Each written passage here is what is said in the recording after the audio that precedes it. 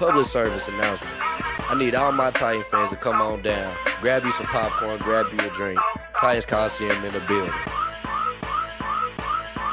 Yeah, not, boy, I'm in the game. Still ballin' out, never change. I be reppin' my hometown for the whole city, really knew my name. Boss talk, I don't do favors. Yeah, we signing deals with the top players. We just started this lifestyle. We be having all kind of haters. I'm a madman, they better come get me. Wanna box me in, but I'm too shifty. If they come at me sideways, I'ma stiff on me like Derrick Henry. Now listen, we're not the same. EA Sports, boy, I'm in the game. I be reppin' my city, dog. Got a tight logo hanging on the chain. Big money, big moves. New stadium on the way. Nashville, we hold it down. We the one team that you don't wanna play. They be trying to talk down on us. I just laugh at them and I walk away. I don't tolerate disrespect. Might shoot a fade, penny hard away. Big money, big moves. New stadium on the way. Nashville, we hold it down. We the one team that you don't wanna play. We be putting in the hard work, so we coming in with all kind of skill. I be living in the end zone. My finger roll like Tannehill. What's poppin'?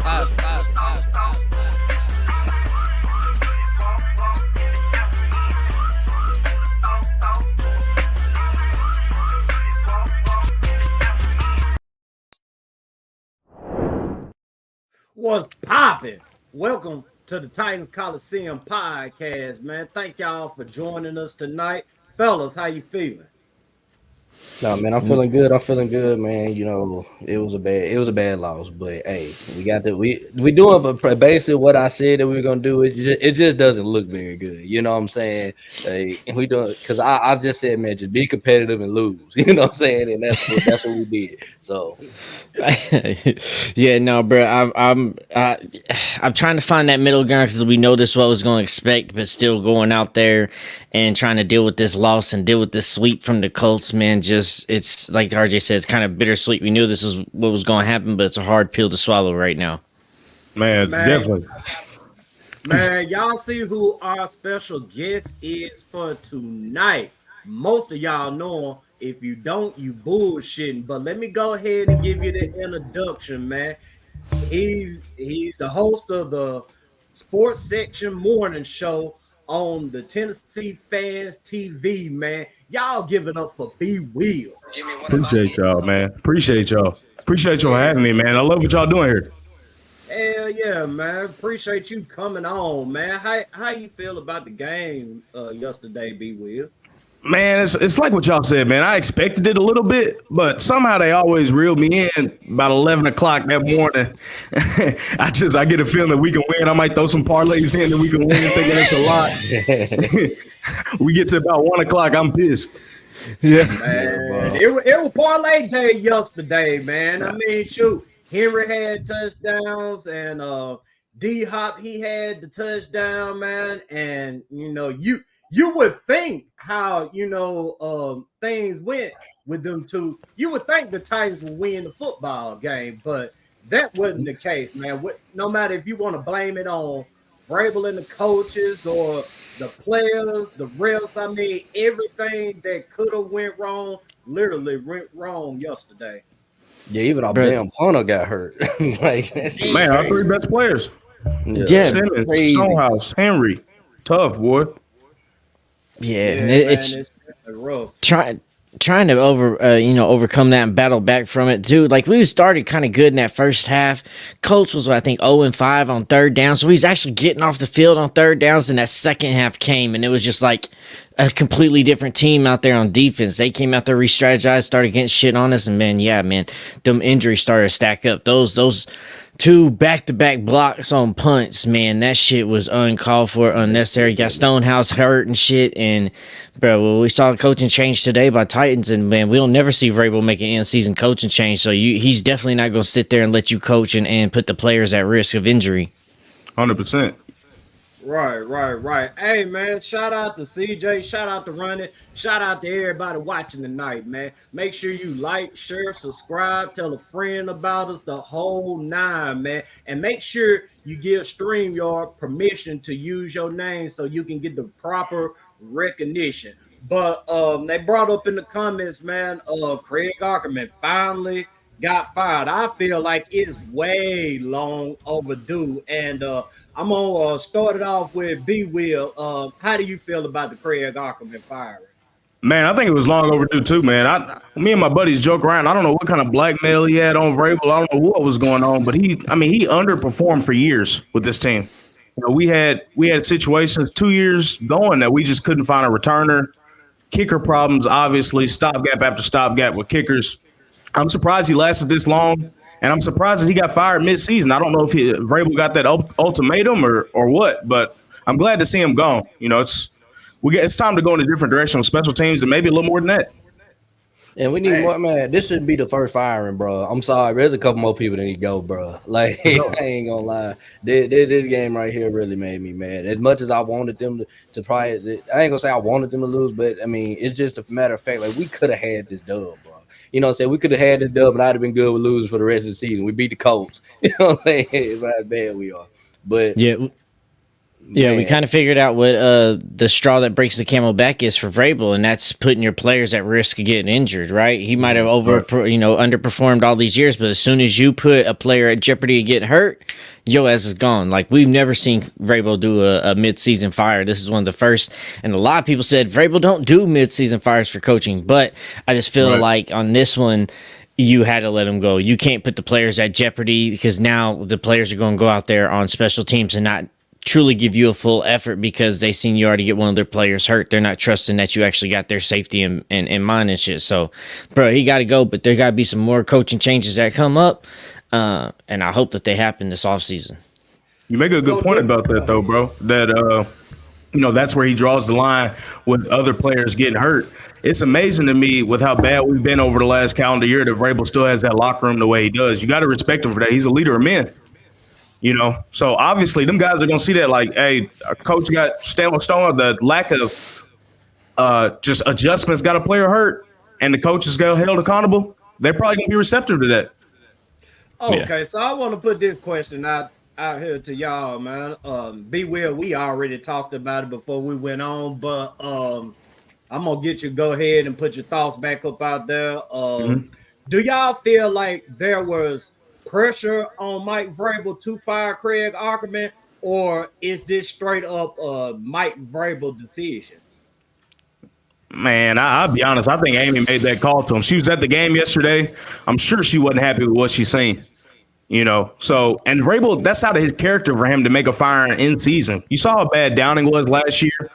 You saw what he did after the Packers game last year. That didn't even get you fired in Nashville. But, putting a player at jeopardy, I'm glad to see that's where the line is. At least we see where the line is with Vrabel. But I definitely think she made that call to him.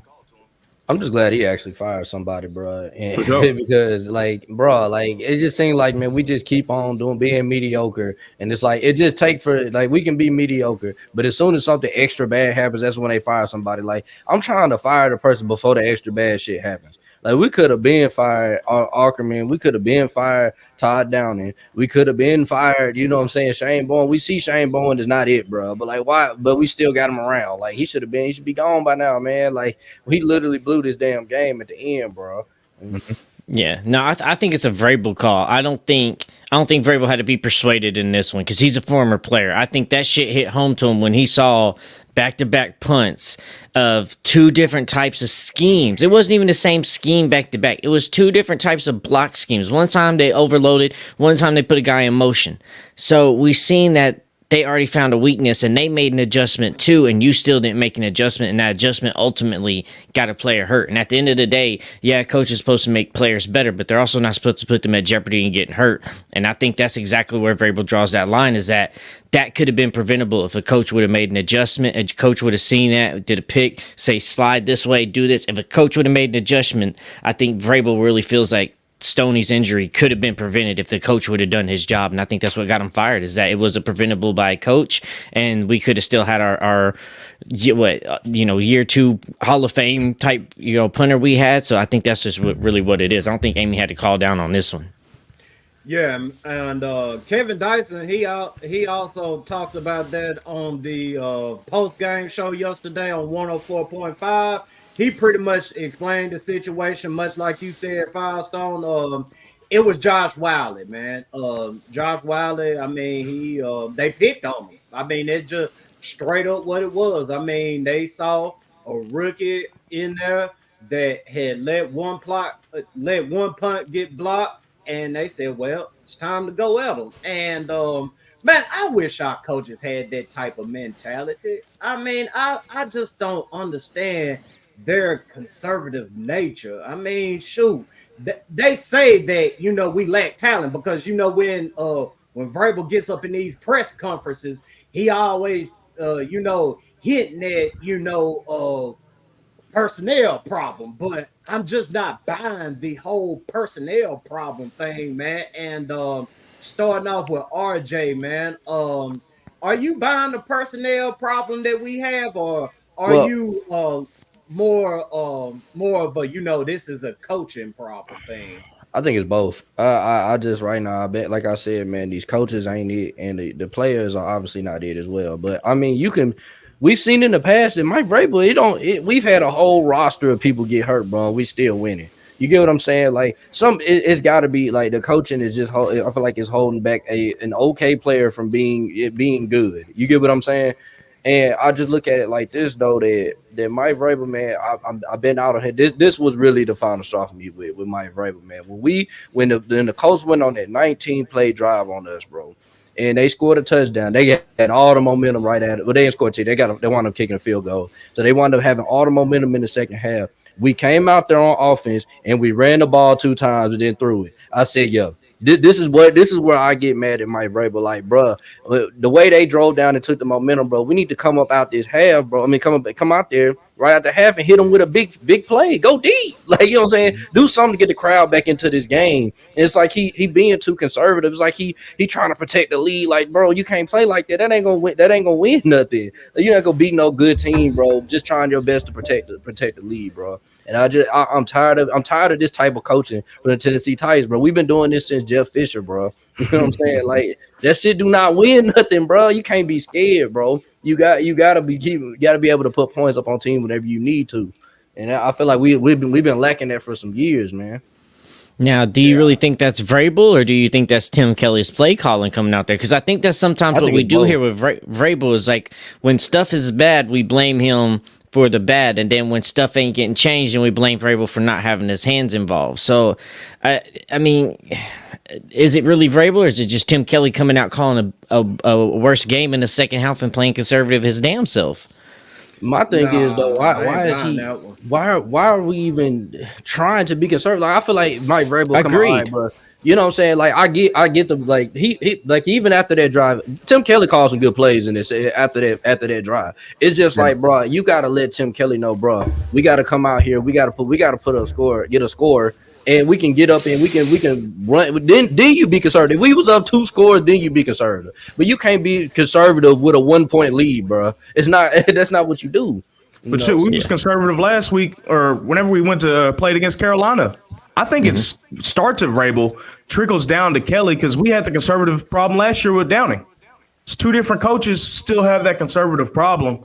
I think that's the problem you have when you have these CEO type coaches. Vrabel per se didn't. I wouldn't say himself got outcoached by Steichen, but the people around him did. You know, we don't see that proactiveness. Like the Colts obviously saw something on film where we got that punt blocked. Wiley, they picked him out. We don't see that. Our coaching staff saying, damn, that was really smart that they did that during the game. That's always happening to us. We're too reactive. We're not proactive. That's my problem. And that's not only conservativeness, but it starts at the top to me. Yeah, man. I feel like Mike Vrabel, he is a known meddler. I mean, even though Ty Downing needed to be meddled with, because I mean he wasn't doing anything but dialing up foolishness. Should have babysat him. Exactly. Tim Kelly, I mean, I think he let the first game against the Saints kind of get away from him or whatnot. But still, even with that, he dialed up winnable plays. I mean, they just didn't execute those plays, whether it was, Chig dropping the ball or Tannehill not hitting the guys on the money. I mean, yeah, man, I feel like Mike Vrabel does a lot of meddling with Tim Kelly. Tim Kelly is a pass-first coach. I mean, look at Houston, man. Look at all those years he was with Houston, what he was doing with Deshaun Watson. And hell, even David Mills or whatever his name is, Man, Tim Kelly wasn't conservative with them. I mean, Right. he didn't start getting conservative till he got up over here in Tennessee, and it's been a trend here ever since Mike Vrabel became the head coach. Now, but once again though, name me a running back they had in Houston, though, for him to have a running game while he was there. Then you come over here, then you got Derrick Henry, one of the best running backs. So is it that, or is it's like some coaches do, like you get a player and then you try to force them too much into a scheme rather than seeing how they fit naturally into your scheme or how you can get them into the scheme to work? And Kelly is trying to force a running back now into a scheme where he's never had a running back to try to figure that out before. Nah, yeah, man. I'm a. Let me say this real quick, B. Will. I'm gonna let you have it. Man, come on, man, with the running back thing, man. I mean, shoot. You know how most people feel about running backs these days, man. They a dime a dozen. And Houston, although they didn't have a Derrick Henry or Tajay Spears or whatever, man, they had serviceable running backs. And we've seen teams who have a pass first mentality. Hell, we even seen teams who have a run first mentality use, pretty much any running back to get the job done. Look at San Fran.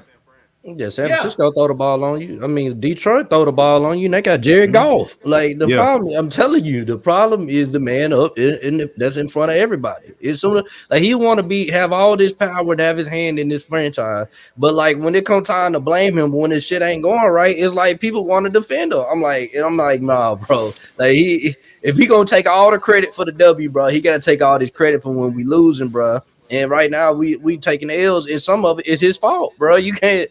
The two main things that Mike Vrabel preaches, and we've been around Mike Vrabel for 5-6 years. It's been defense and special teams. And guess what lost us this game on Sunday? Defense and special teams. Like we couldn't stop Michael Pittman if our life depended on 3rd and 6, 3rd and 8. 3rd and 7, they were going to Michael Pittman every time. Like sooner or later, we're gonna have to bracket this dude. You know what I'm saying? Bracket him, make him go somewhere else. You know what I'm saying? Make somebody else beat us. Special teams, we had a missed field goal. I mean, obviously they had to throw Tannehill out there. You know what I'm saying? I get that, bro. Tannehill wasn't getting ready for the sideline though. I don't know if y'all paid attention. Did y'all see during the game? I know Marako's at the game.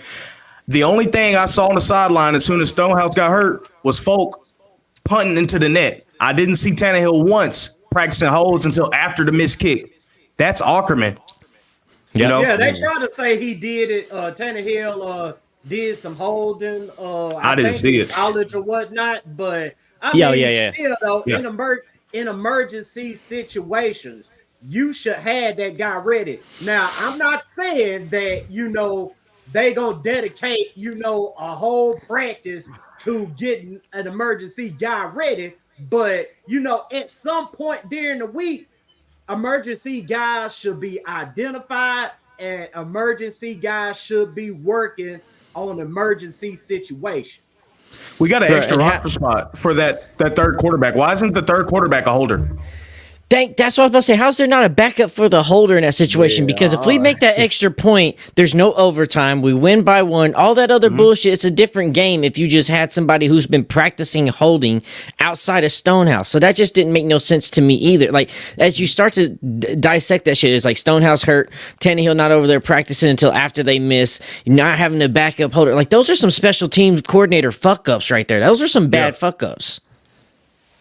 Yeah, it most definitely is, man. But we gonna change courses a little bit, man, and talk about the refereeing yesterday, man. Because I mean, the flags was all over the place, and towards the end of the game, man, I was sitting up there thinking to myself, and I think I even mentioned Wes Wiley in this.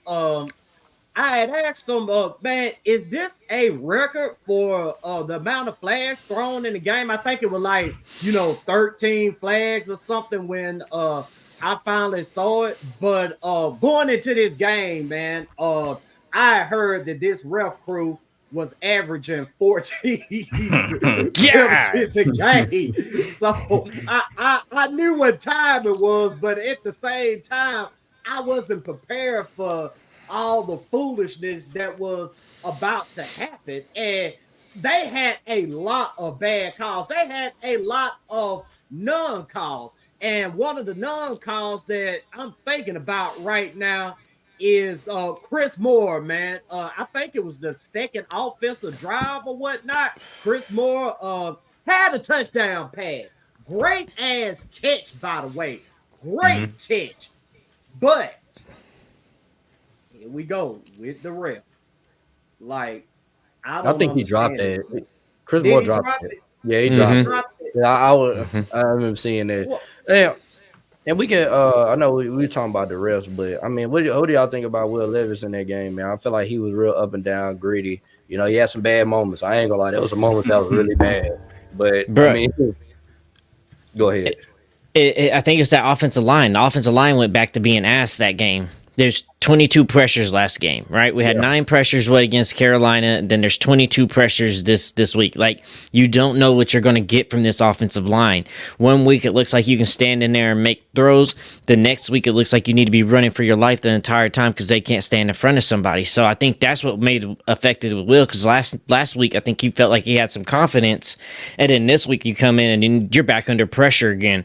I think that's one of those rookie things where you got to realize just because how last game was doesn't mean that's how the next game's going to be. Hope for the best, plan for the worst as a rookie QB, and always expect to be under pressure and under duress as a rookie QB, because guys are going to bring pressure on you and try to see if you're going to be able to pick it up and recognize it. Yeah, man. B. Will, speak on it, fella. Yeah, so I mean, Levis, he showed some promise, man. To me, he's got really, really good arm talent when he's able to sit there in the pocket and be able to make a throw. You know, Duncan, he's a depth piece at best. I know people are harping on Duncan, but that's a 6th-round rookie there. You know, I think people's expectations for him are way too high. And, you know, it was tough for Levis to get going. He was pressured on, I think it was 60% of his dropbacks. You can't expect a quarterback to really be able to go through his progressions and be able to perform. What I do like is the fight that he has, the dog in him. He gets helicoptered at the 50-yard line. We're a 4-7 team, ain't even getting in the playoffs. He's trying to hurdle a guy to get a first down in the second quarter. That's the positives that I try and take from it. You know, that's what guys get behind. You know, that's a leader, and that's what I'm happy that we have. He shows the promise as a quarterback, but we got us a leader too. Yeah, no, true, because it is nice to have somebody that instead of, hey, go out there and fight, guys, you see that guy out there fighting, and then that makes you want to fight, and that was nice to see from Levis. Mm-hmm. And he got in D-Hop's ass on that on a little fly right on the end zone.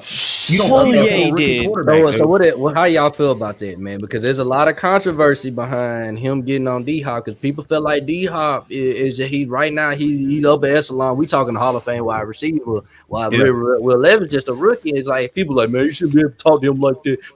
And I was like, bro, and my thing I said, nah, bro, you just not used to having a good quarterback.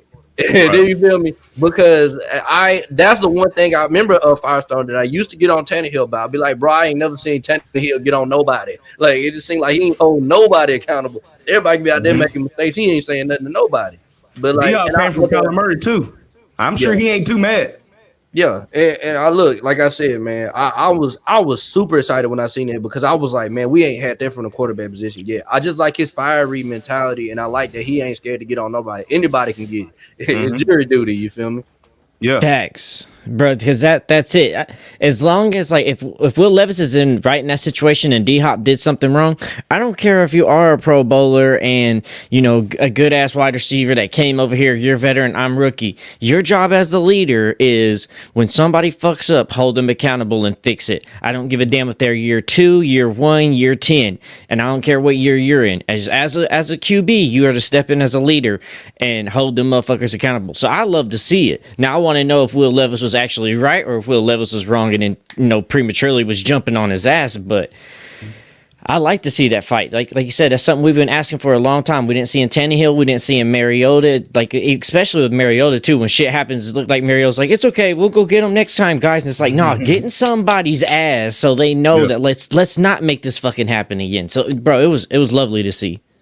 Even if he was wrong about the route, it's good to see that he's holding, like you said, everybody accountable. Just imagine when he's in year 8, year 10, the type of leadership that's going to spread out across the offense, man. We're going to be all right if we stick with him. We put good pieces around him.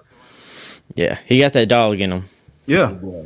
That's one thing, man. Like that, you know that play that he had when he ran, he did the little helicopter spin, man. It very reminded me of Elway, bro. I don't know what it is. I saw Elway in it, bro. When I seen him do that helicopter spin, bro, and I was like, man, he want this dub, bro. And that's one thing I like, bro, because I think after this game, man, he hate the Colts, bro, just like we do, bro. You know what I'm saying? I think he really hate them, bro. Like. You saw what that did to the crowd when he did that. When he got up and started flexing and shit, everybody started going crazy. That's the type of energy that we sort of been lacking at Nissan. I'm not gonna say that that we haven't had guys that get hype and shit, but we haven't had a quarterback do that. It's different. Yeah. It's different juice when a quarterback is doing that versus a D lineman or a defensive player. It just is. Yeah, and that's something we've kind of talked about here. Like, as exciting as his throws have been and the crowd's been responding to that, we really ain't seen Will Levis run. And Will Levis run ain't just like, oh, it's a spectacular, like, oh, run, make plays, and he's super athletic like Lamar. But he's a hard runner that is going to lower shoulder, go over somebody, and give you some fight. Like, if it's between you and him getting that first down, Will Levis is going to go out there and try to run through you. So that's what I've always loved to see, and we're going to see some more of it in times, but I just hope he doesn't do too much of it because he's not that great of a runner to just be relying on it like a Patrick Mahomes and a Lamar Jackson to me. And I could be wrong about that, but it don't seem like that to me right now. I think we can run him a little bit more. I mean, he's a big dude. He's what, 6'4", 6'3", 235. He's a big dude. I would like to see him run a little bit more, like more designed runs. But this is a team that's injury prone and a motherfucker, bro. Yeah. We get injured like crazy. Yeah, we do, but it's just about balance, though, especially short yardage situations. He used his legs too, just with Spears. It's hard to defend to both of them in a short yard situation. Or Henry, you got a 250-pound running back, 230-pound quarterback. Hard to stop that. Yeah, bro, man. If I could speak on it a little bit, man.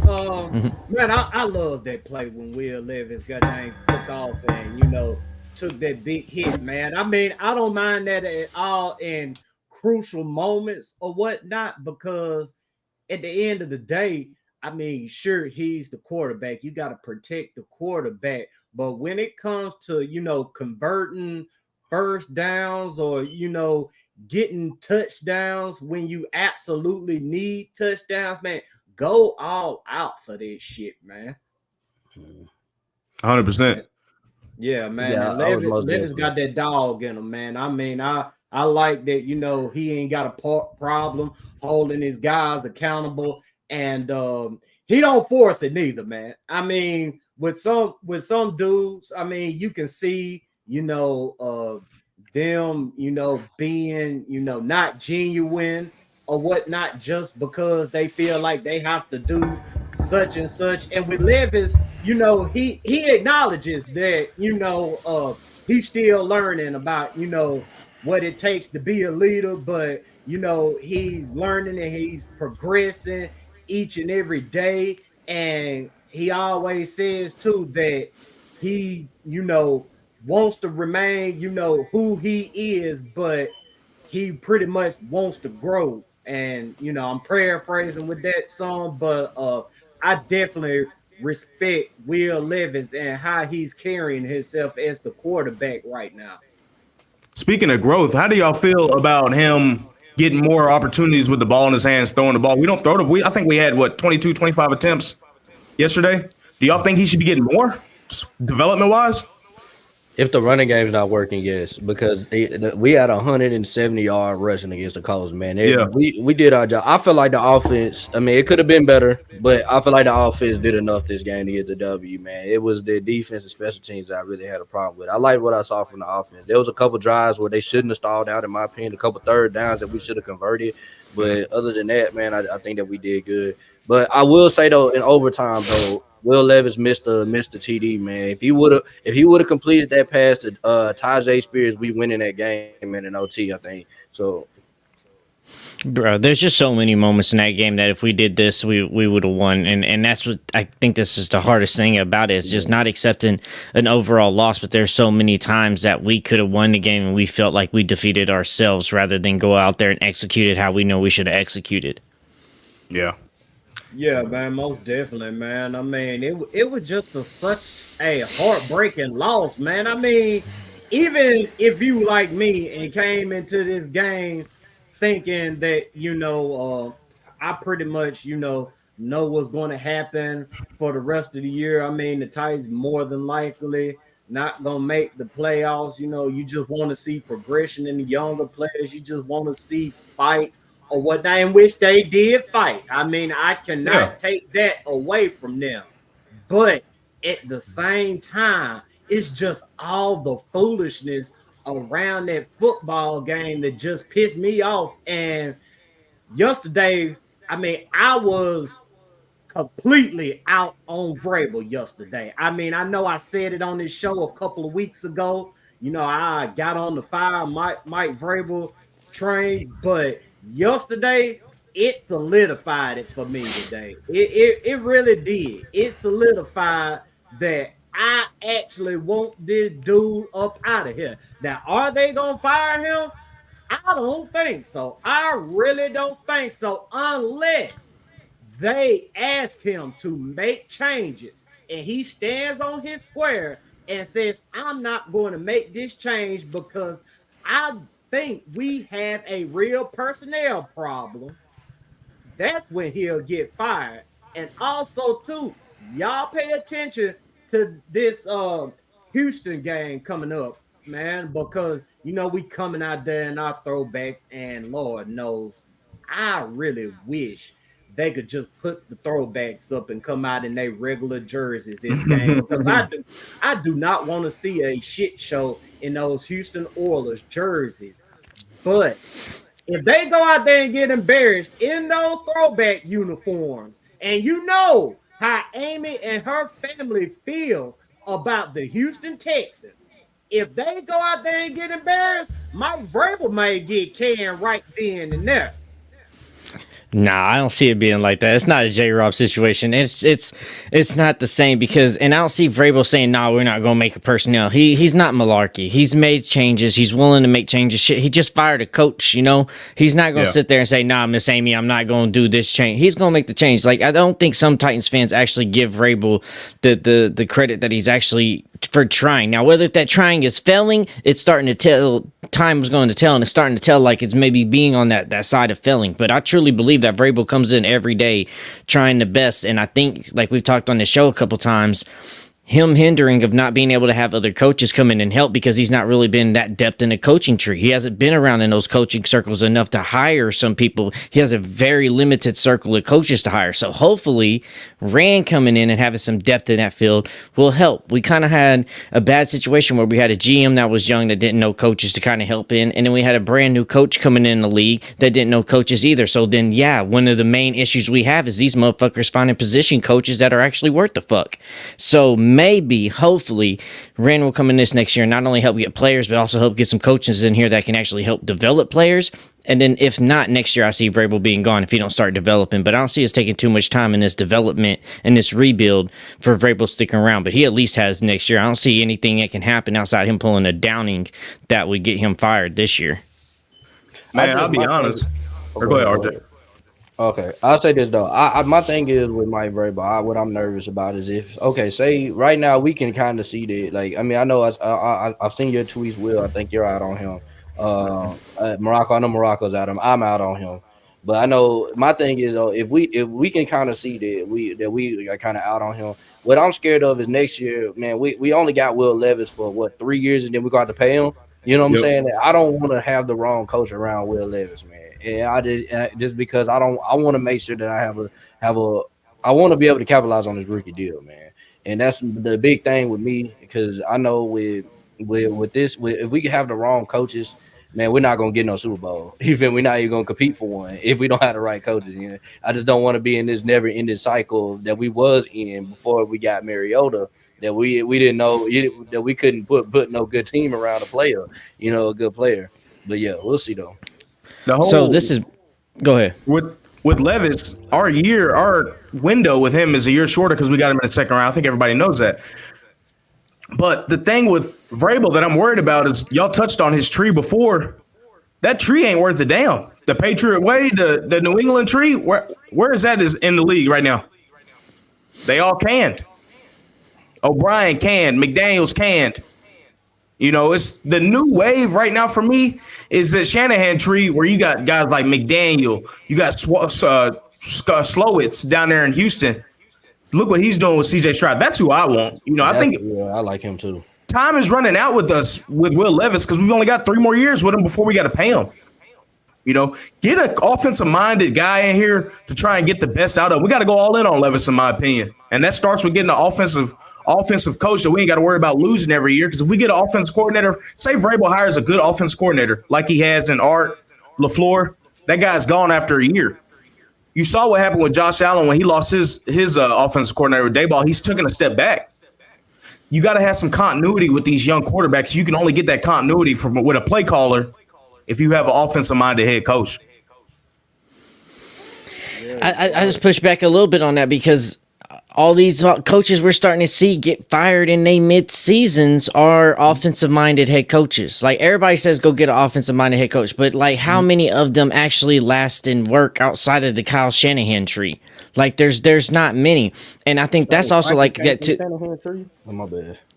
No, you're good. No, he didn't. That's the thing. Like, I'm trying to say, like, Vrabel, we push him the Patriot way, and we push on him the Belichick coaching tree, but he don't really come from that tree. What tree does Vrabel come from? He don't, because he's such a young coach, and I think that's what makes things so hard for him to get some of these NFL caliber coaches to come in and help. Because he did 2 years in college as a coach, 1 year, maybe 2 years as Texans as a coach, then he came a head coach. So, like, a lot of other coaches might either A, have animosity, or B, they don't have no relationship with him next to the guys they've been coaching with for the past 15, 20 years. They'd rather go to their teams rather than go to the guy they've never had anything with. So those are two things that are big knocks with Vrabel, but I'm hoping Rand will help with those. But RJ brought up a good point last week too, is that if you Wright,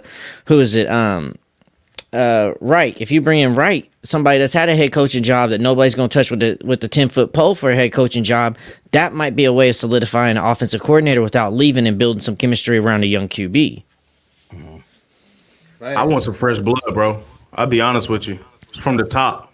And I want that blood to be from the Shanahan tree. It's been working lately.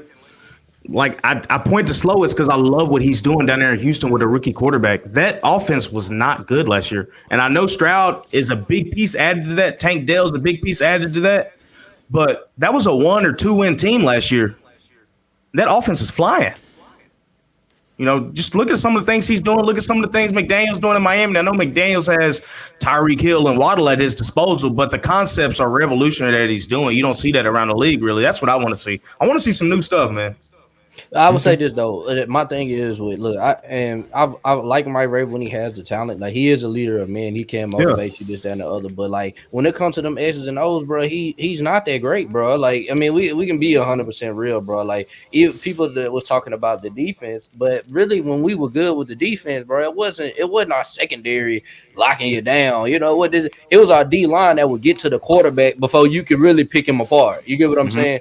Vrabel, most of the time, even when we was winning 10, 11 games, all Vrabel would do was just sit his cornerbacks to 10 yards at the damn first down line, and they'll have you sit in the pocket for a minute so the D line can hit you. Like, bro, that shit is old school, bro.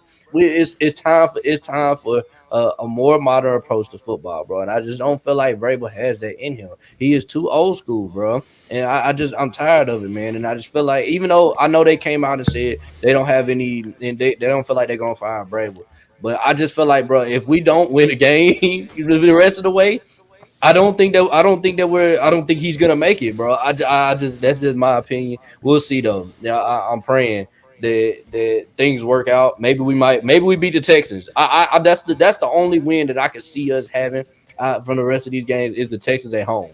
That's the only thing I see. But we'll see though. We'll see how it plays out. Yeah, man, most definitely, man. But man, shout out to everybody watching tonight, man. Appreciate y'all support, man. Make sure y'all like, share, subscribe. Make sure you go to B Will's channel, Tennessee Fan TV. Watch his morning show every morning, the sports section morning show, man. Hey, B Will be on there talking that talk, man. And before we get back to this two-tone business, man, and I forgot to do this in the beginning. I'm bullshit, man. B Will, man, tell these people about yourself. How you got started. Oh yeah, man. Yeah, we should have done it at the beginning of the show, man, but it'd be all right. Yeah, So I started TFTV Sports at the beginning of the year. Really new. It's something I always wanted to do was get the fans' voices, give them a platform to speak their opinions, especially after games. So I'm outside of Nissan Stadium doing interviews around parking lot A and B, right there on the front side of the stadium on the La Quinta side. And I just try and get the fans' voices after the games with quick interviews and just to get the raw emotion from the fans, because I think that's really sacred, man. I know I am right after games, and I can see how the other fans are too when they come out there. And it's really cool to get to know everybody, get to talk to everybody, and just feel and understand everybody's different viewpoints and opinions on the Titans, man. Because we all love the Titans at the end of the day, and everybody has their own opinion on it, and that's what makes it beautiful, man. I just try and capture that. But y'all can follow us on the socials at TFTV Sports, Instagram, TikTok, YouTube, all that. Make sure you subscribe on YouTube. And you can follow me on Twitter. I talk a ton about the Titans. These guys know at BWillTFTV. It's just got the name right below. So make sure y'all give me a follow. And I appreciate y'all for letting me on the platform.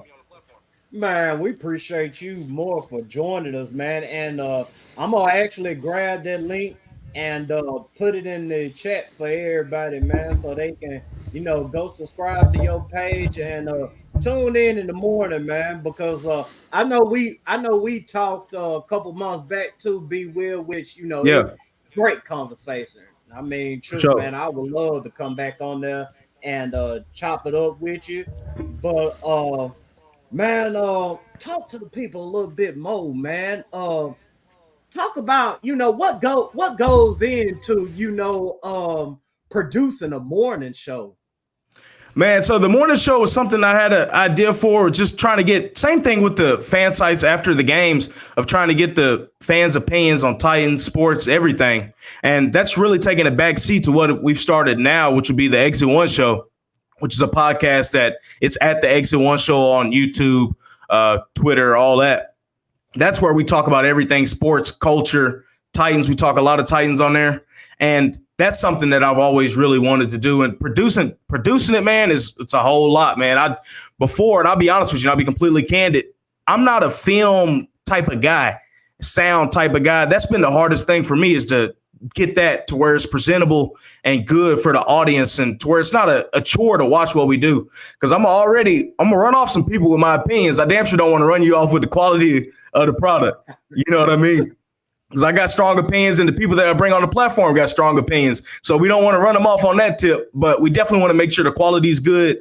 And yeah, man, the morning show, we're going to start that back up soon. But really, the focus has been on the fan sites during the season. That's on YouTube. You can catch those after every game. And then the Exit One Show is the weekly podcast. We have a couple of my other co-hosts, Dub Beasy. Y'all see him on Twitter, Austin the Trick, Trail, Exit One Trail, and then Mike East Sauce 23. Make sure y'all give them a follow. Those are co-hosts on the show, Exit One Show. And y'all can follow that on Twitter, Instagram, all that, TikTok. We're everywhere. Exit One Show. Appreciate y'all. Yeah, that's what's up, man. That's what's up. But yeah, back to this two-tone business, man. And this something I thought about today, and I want to discuss it with y'all, man, because right now we got 3 AFC South teams with a playoff spot right now, and never did I think at any point this season that would be the case. But man, I'm gonna start it off with Firestone this time, man. One, do you actually fear these rivals of ours? And 2, how far are we from actually, competing with them? No, man, I'm not actually fearful of them. Like there's not anything of them, of any of these other rivals, that make me think, oh shit, there's no way we're going to be able to compete with that. We're not competing now, but we don't have a lot of good personnel. We don't have a lot of good players. We're missing some people. Like, we ain't really built and put together a well team that can actually be, competitive. So I don't the only person that I got some worry about to see, and we still got to wait till around year 2 to see if he's actually the dude, is CJ Stroud. That's the only dude where I see, like, okay, we're going to figure out that person. Outside of that, none of these other AFC South teams got anybody that actually truly concerns me.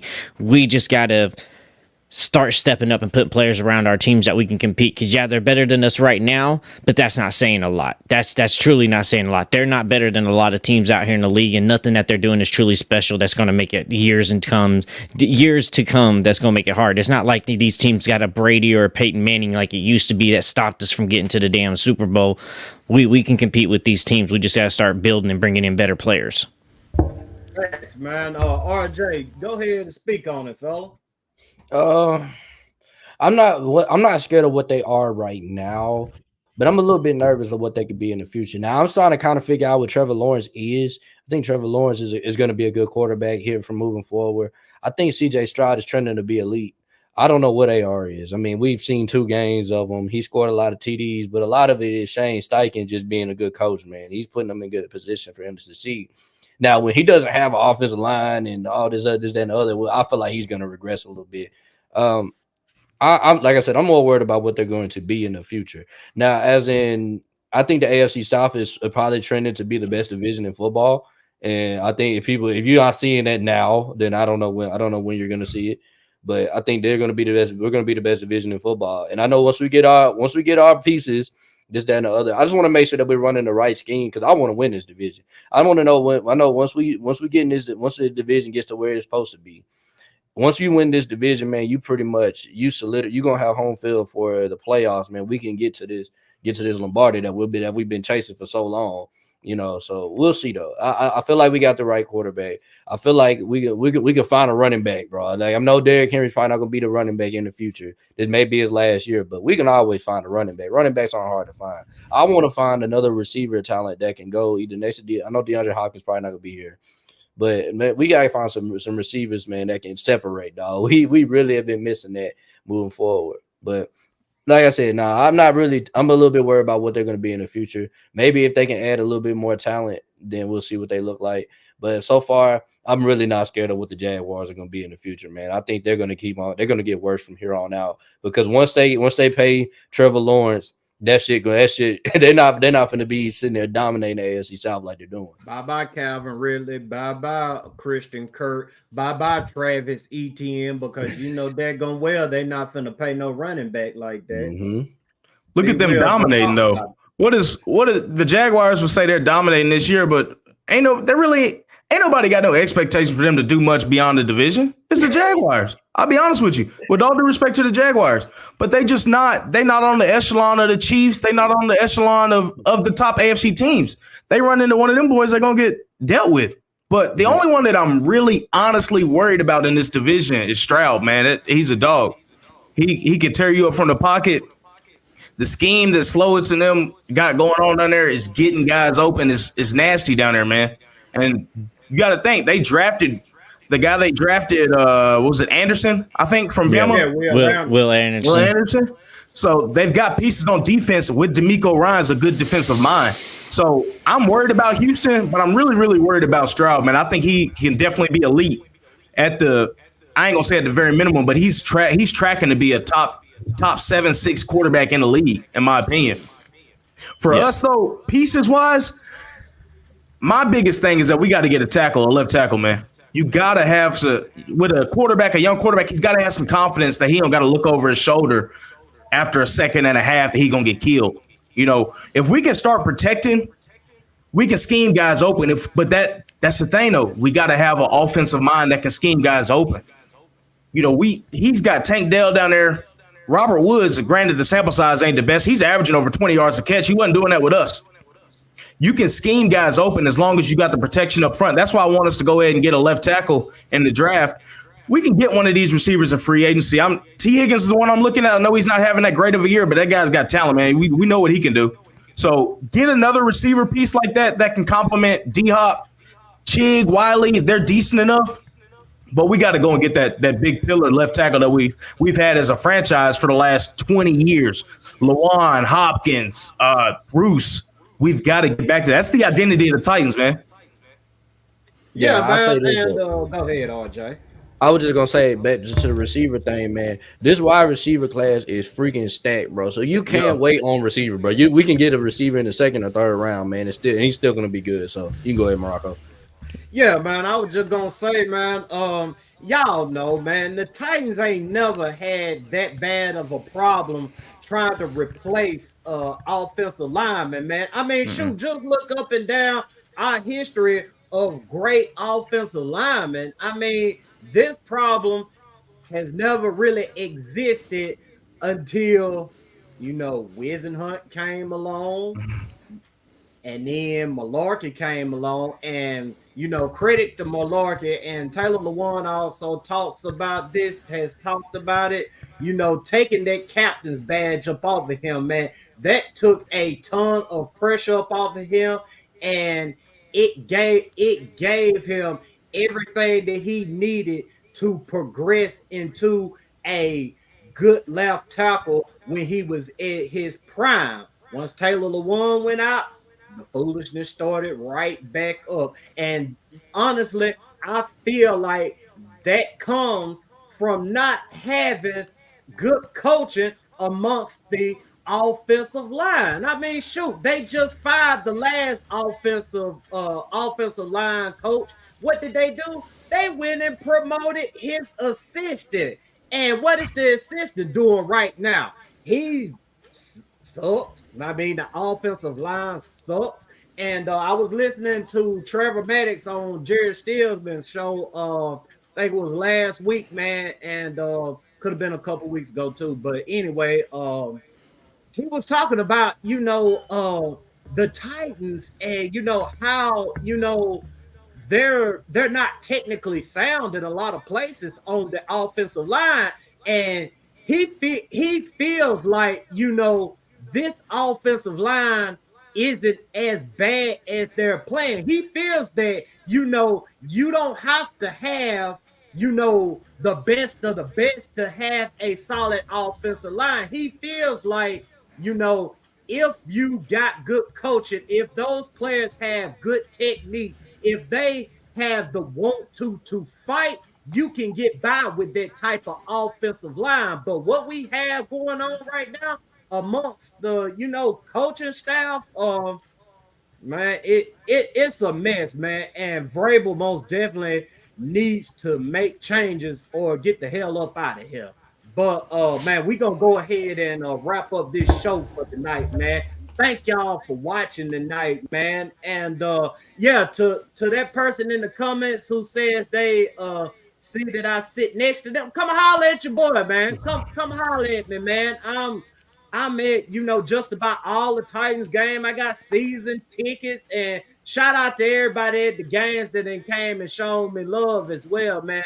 I mean, I genuinely love that right there, man. And I love being amongst my fellow fans. So if you see me, come holler at me, man. But yeah, make sure y'all like, share, subscribe, and check out B Will's channel. We put it up in the comments section, and I'll actually put it up there again. B Will, thank you for joining us tonight, man. You got anything you want to say before we ride out? Man, I just appreciate y'all for letting me on the show, man. Y'all love what y'all are doing here. Y'all started it a couple months ago, and it's already blown up, man. Love what y'all doing. Appreciate y'all having me on. I'd love to come on again. Facts. RJ, any final words, any final thoughts? Hey, yo, be well, man. Appreciate you for coming on, man. Like I said, man, I always read the tweets, man. I be agreeing with some shit you be saying, so yeah, man. Salute. And man, let's not get blown out by Miami on Monday, bro. Please make this competitive, man. I want to go out and watch this and enjoy it, bro. You know what I'm saying? Like, even if we lose, bro, I just want it to be somewhat competitive. Will Levis make some plays that's going to wow ESPN crew, man, or something, bro. But please, man, just don't get blown out, bro. Don't let Tariq get that 2K. Bro, it's gonna be an NFL record day for 2K for Tyreek Hill and Tua, bro. It's just gonna be too unreal, bro. Our pass defense is too ass, and their pass offense is too great for us to do anything but get blown the fuck out. Hey, that Shanahan tree is gonna be on full display. Man, Facts. I'm telling you, man, like I told y'all before we started, man, it's giving me 59 to nothing vibes. Everybody already know what's up with 59 to nothing, man. So shoot, in today's NFL, and that was in the old school NFL. Yeah. This new school shit, man, look, Miami's suddenly go up out there and put up 80 against the Titans. And will I be surprised? Hell no. They tried to run it earlier in the year. ain't I got was about to say- to stop this shit. No, Yeah. bro. I was about to say the Bronco fans are about to love us because we gonna get our ass whooped so bad they gonna forget how they whooped the Broncos' ass, bro. Yeah. Oh, Man, I yeah, ain't gonna lie, they the did, Dolphins, man, they You getting hot, bro. Broncos. Yes. Man. The Broncos bounced back after that, man. Even though they got beat yesterday by the Texans, right? They did. Yeah, they got beat, but hey, man, they got on a 5-game winning streak off of that right there, man. Had Russ out there looking like Russ back in Seattle. They was riding. they were riding with Russ, man. Yeah, right.